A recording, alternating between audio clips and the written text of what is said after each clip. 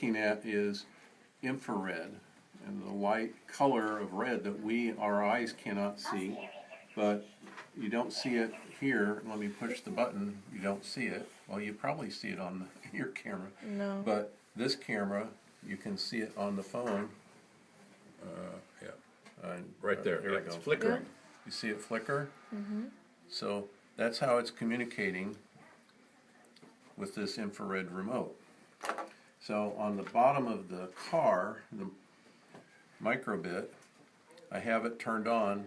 You'll see these two little black blocks here actually have infrared lights in them, and you can see them that it's turned on there.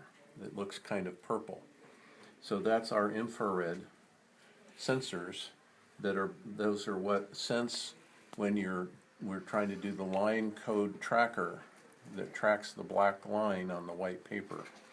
It's using those two infrared sensors. Great.